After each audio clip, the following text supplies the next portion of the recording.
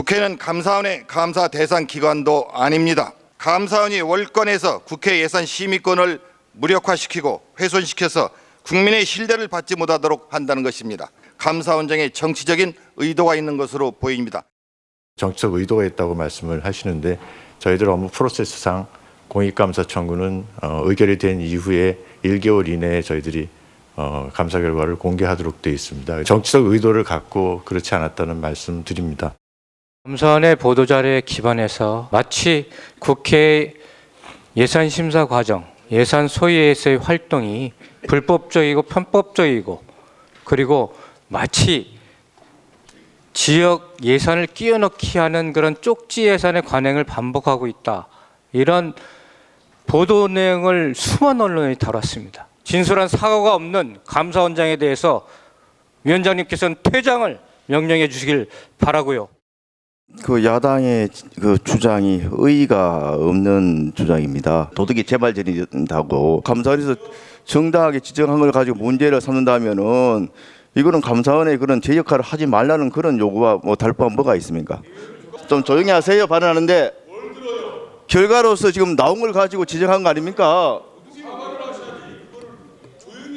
문제점이 있다고 생각하는 부분들을 증거에 입각해서 감사 결과를 공표하고 보도자료를 냈지만 그런 의도는 전혀 아니었다는 말씀 다시 한번 드립니다. 그래서 윤 의원님, 지금 국회의원들이 그 예산안에 포함이 안 된 지역구 민원 예산을 이렇게 뭐 쪽지, 카톡 이렇게 소위에 밀어 넣어가지고 쪽지 예산 이렇게 또 불렸었는데 이게 국민들이 혈세 낭비란 지적이 매년 제기돼 왔단 말입니다. 이게 정치적 의도가 있다는 민주당의 얘기였어요?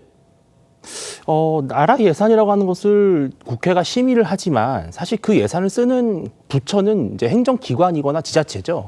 따라서 당연히 예산과 관련된 사용의 실태를 지적하는 데 있어서 감사원은 당연히 관련이 있습니다. 감사원이 외면할 수 있는 문제가 아니고요. 이 쪽지 예산이라고 하는 것이 사실 우리 정치가 그동안 극복하지 못했던 대표적인 구태입니다. 즉 투명하고 공정한 절차를 통해서 예산을 편성하는 것이 아니라 힘있고 유력한 정치인들의 청탁에 의해서 정치권에서 마치 전리품을 나눠주듯이 그 지역구의 특혜성 예산을 편성하는 이러한 행태에 대해서는 사실 국회뿐만 아니라 거기에 또 협조하는 어떤 부처 이런 여러 가지 이해관계자들이 다 맞물려 있는 문제이기 때문에 감사원으로서는 당연히 문제를 제기할 수 있는 것이고 또 공익감사 요청이 들어온 사안이기 때문에 어떤 우려되는 상당히 상식적으로 말할 수 있는 수준의 지적을 한 것인데 이것조차도 마치 감사원이 월권을 한 것처럼 몰아가는 것은 결국 아까도 말씀드렸지만 지금 현재 감사원이 내놓고 있는 여러 감사 결과들이 민주당으로서는 매우 좀 불리하다고 판단하기 때문에 이런 여러 가지 부수적인 문제들을 갖고 계속해서 감사원장을 좀 압박하고 있는 것이다 이렇게 봐야 될 것 같습니다. 알겠습니다.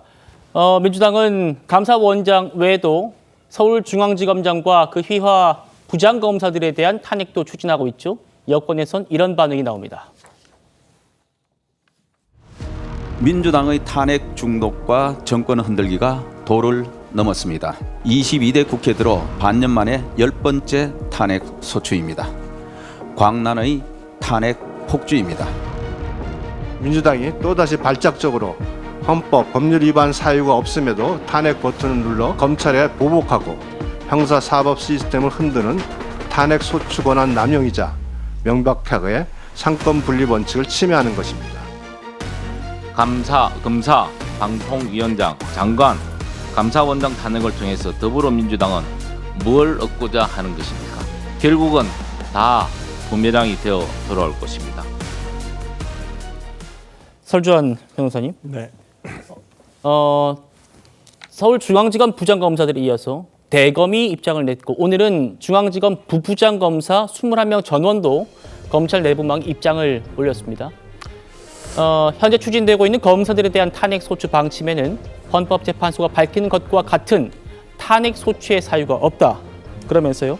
특정 사건 처리 결과에 기인한 연이은 검사 탄핵 시도.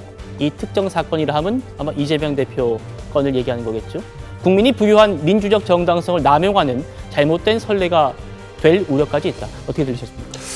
그러니까 저는 이제 검찰이 어떤 지금 탄핵 소추가 진행되는 부분에 대해서 내부적인 반발이나 성명을 얘기하는 부분에 대해서는 검찰 스스로도 뭐 저런 뭐 답답함이 있어서 얘기를 하는 것이라고 생각을 합니다만은 저는 이제 이 김건희 여사 도이치모터스 사건과 이 사건의 한정에서 보면 저는 검찰의 어떤 그 이러한 탄핵 유발을 했다고 보이거든요. 그러니까 국민 대다수가 아마 도이치모터스 사건과 이 한정에서는 이 결과에 대해서 많이 납득 못하시는 국민들도 계시다고 저는 생각합니다.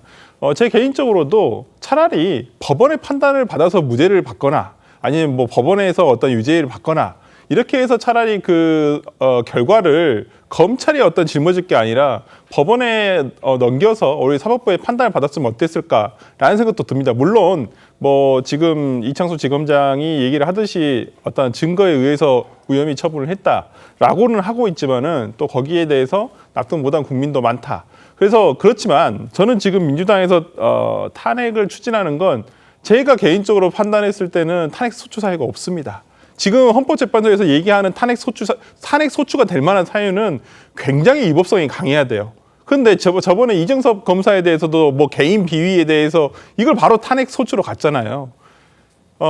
지금 민주당이 하고 있는 어떤 이 탄핵을 이어가고 있는 것은 정치적으로 어떤 뭐 이재명 대표에 대한 방탄이든 뭐든 조금 좀 무리한 어떤 정치적인 수가 아닌가라는 생각이 좀 듭니다. 그러니까 탄핵이라는 것은 굉장히 헌법에서 의회에 주는 권리긴 하지만은 단순히 권리가 있다고 이걸 다 씁니까? 거기에 또 이제까지 헌법재판소에서 밝히고 있다시피 엄격한 위법 사유가 있어야 되고 그러한 위법 사유가 있더라도 중대한 사유여야 되는데 지금 어찌 보면 민주당에서 제기를 하는 것은 아니라는 거예요. 그러면 차라리 이런 부분에 대해서 수사를 하라고 만들어진 게 뭐가 있습니까? 공수처가 있지 않습니까? 그러면 공수처에 일단 고발 조치를 통해서 공수처에서 어떤 위법한 결과가 나온다고 한다면 직무유기다. 이번에 안 한 것이. 직무유기라는 결과가 나오면 그때 가서 어떤 헌법재판소에 탄핵을 하더라도 늦지 않을 것인데 지금은 그냥 무작정 다 그냥 헌법재판소로 가자고 하는 것인데 과연 이것이 맞나라는 생각이 좀 듭니다. 예, 정치보복은 내 대해서 끊겠다는 이재명 대표와 사상 초유의 감사원장 탄핵을 추진하는 민주당 연결고리가 있다고 생각하십니까? 없다고 생각하십니까? 여러분 어떻게 생각하십니까?